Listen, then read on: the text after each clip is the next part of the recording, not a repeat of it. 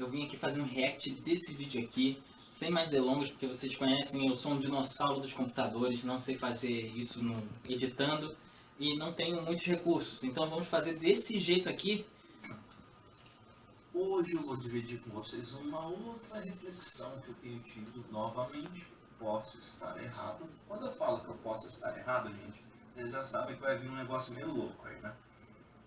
Mas é o seguinte, quando você começa a buscar a verdade, você é meio que acometido de uma curiosidade, ela é muito gostosa, cara. Você fica ali com a pulga e dá um sentimento de inquietude. Você fala, não, cara, não dá, preciso de atrás. Aí você começa a ler, aí você começa a pensar, você começa a ir atrás das coisas. Aí você usa a internet, em vez de você ficar fazendo isso aqui na internet, você vai buscar conhecimento.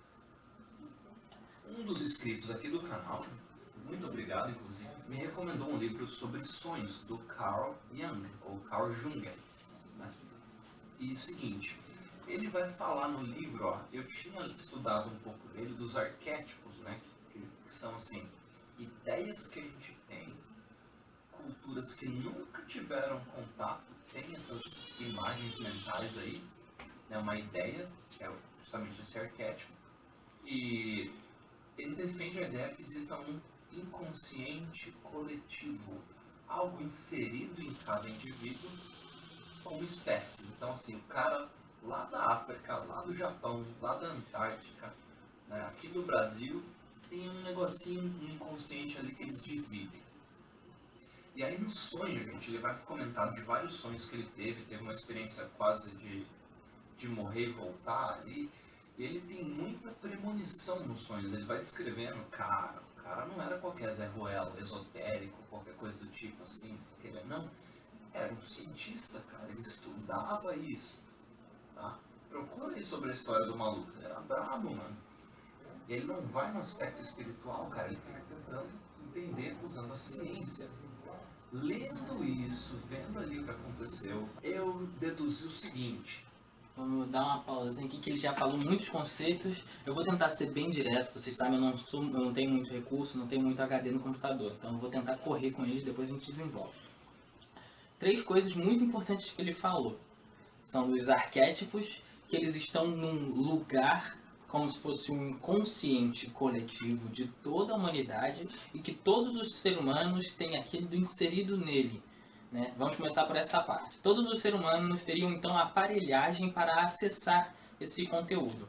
Pensando nisso, a gente tem que perceber se a gente tem a aparelhagem necessária, se isso já acontece na natureza em alguma outra coisa, principalmente com seres humanos, como ele falou especificamente seres humanos. E isso, segundo alguns estudos do Paul Ekman, há controvérsias, mas alguns estudos do Paul Ekman sugeriam que sim para expressões faciais de emoções básicas que eram universais. A cultura daria talvez um sotaque. Por exemplo, uma cultura dá ênfase nos olhos, outra cultura dá mais ênfase na boca. Mas tem 7, se não me engano, expressões básicas que no estudo que Paul Ekman fez com tribos que ainda não tinham acesso à mídia globalizada, eles faziam a mesma expressão facial que quem tinha acesso em outro país, em outro hemisfério do planeta. Segunda coisa, o inconsciente coletivo, que é onde ficam os arquétipos. Se a gente pensar nesses arquétipos como arquivo, o inconsciente coletivo seria a nuvem onde a gente joga esses arquétipos. Os arquétipos o que são? Seriam modelos.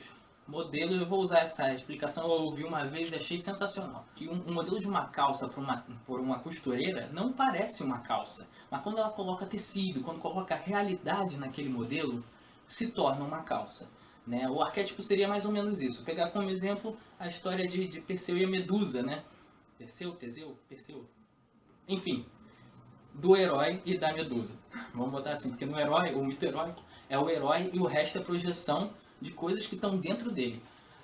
Digamos que você está na balada e você quer chegar na mina, só que você está com receio. Você quer chegar na mina e aí você não chega na mina. Você quer chegar na mina e você não chega na mina. Por quê? Porque você tem medo de levar toco. Então, você acaba não indo chegar na mina, por causa desse teu medo de levar toco. E a Medusa seria isso, um pensamento que te petrificou, um pensamento que te impede de se mexer. Por que um pensamento? Porque a Medusa era uma mulher com cabelos de serpentes. Cabelos ficam na cabeça, são os pensamentos petrificantes. E como Perseu conseguiu vencer, o herói conseguiu vencer isso daí? com um escudo de prata polida dado pela Atena, Palas Atena, a deusa da sabedoria. Para que ele usou? Para refletir com o seu escudo atrás dele o pensamento de Medusa, refletir sobre o pensamento petrificante com o escudo da sabedoria. E aí, com sua espada, ele decepou aquele pensamento petrificante. Então, o arquétipo seria esse tipo de coisa. Modelos que a gente pode acessar e estariam nessa nuvem do inconsciente coletivo. E todos os seres humanos teriam acesso a isso. Mas como isso ia acontecer? Qual é a aparelhagem necessária? Qual é o computador? Qual é a antena que a gente usaria, né? Qual caminho a gente usaria? Talvez para nossa sobrevivência, biologicamente, a gente tenha algo no cérebro que seja um tipo de comunicação que seja como se fosse um Wi-Fi. Não como se fosse telecinese, sabe? Tipo, vou levantar a pedra com o poder da mente. Sabe, coach quântico ali, haha, vou pensar que vou crescer e... Aham, deu certo, cresci, agora eu vou ter... Algo biológico que seja uma maneira de comunicação que seja como se fosse um Wi-Fi, um tipo de onda que não é, assim, verbal, sonoro. Então, seja uma maneira da gente ativar certos impulsos, porque o que é um pensamento, uma imagem? Ela não é algo mágico, e é isso que me levou a essa dedução, ó. O lance da TV. Essa imagem que vocês estão vendo aqui, ó, ela não é uma mágica. São pedacinhos de luz ali, né, que está recebendo uma onda, um impulso elétrico, né? E aí, esses impulsos elétricos formam essa imagem aqui. Não é nada mágico. Como funciona o Wi-Fi, né? Ele falou sobre Wi-Fi mental. Wi-Fi, né? A gente estava falando agora mesmo de emoções, de expressões faciais.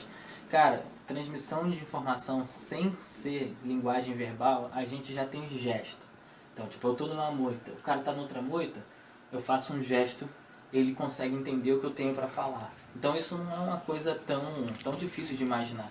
Ah, mas ele está falando de transmissão de um jeito que você não precisa estar olhando. Cara, golfinhos trocam informação assim, com ecolocalização, né? Então, em termos de, vamos lá, eu botei aqui como item 2, transmissão não verbal de informação, nós temos os gestos, e temos gestos até para coisas inconscientes, que é a linguagem corporal. Né? Programação neurolinguística trabalha em cima disso, que vai passar a comunicação de forma inconsciente. Os golfinhos com seus sibilares ultrassônicos que eles usam também para ecolocalização, até gesto mesmo, o golfinho pula rodando para cá, isso ali é tudo comunicação entre eles, né? E aí você pensar numa transmissão de pacotes de dados, que é o Wi-Fi, né? Zeros e uns sendo transmitidos pela rede de computadores, de um computador, de um computador, de um computador, até chegar ao computador de destino, né? Só não aparecendo ali o padrão na sua tela. Isso também não só é possível como a gente humano fez, e nada é tão complexo quanto o cérebro humano. Pensar nisso é fácil. Pensar em entrelaçamento quântico, por exemplo, uma coisa de outro planeta, há pouco tempo atrás, né? Se a gente for olhar em termos de tempo de ciência, entrelaçamento quântico ia ser uma loucura, né? Mas está aí. Né? E aí quando você pensa em diapasão, sabe? Quando você vibra um diapasão e aproxima do outro e ele vibra também, né? 2 diapasões. Aí faz aqui, aí chega perto do outro, o outro começa a vibrar também. Mas quem estava vibrando é esse aqui. Esse aqui viu um choque e conseguiu transmitir isso numa onda. No caso foi uma onda sonora. Mas quando você pensa em diapasão eletromagnético, as coisas começam a ficar mais interessantes. Ele também falou sobre pensamentos, ondas e fótons. Isso é muito interessante a gente olhar também, porque nós temos bioeletricidade no nosso corpo. Nós temos correntes elétricas no nosso corpo, né? E nós sabemos na física que toda corrente elétrica tem um campo magnético, né? Então um bioeletromagnetismo não só existe, como já vou botar até link aqui de vídeo que tem já tratamento como estimulação magnética transcraniana que lida com isso. Ah, mas não dá pra gente controlar a onda.